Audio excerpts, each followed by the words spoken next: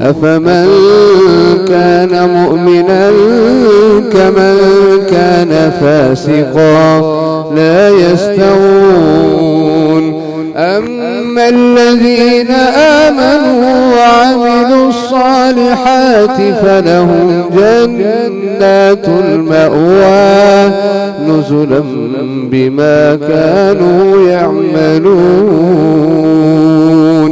وأما الذين فسقوا فمأواهم النار كلما أرادوا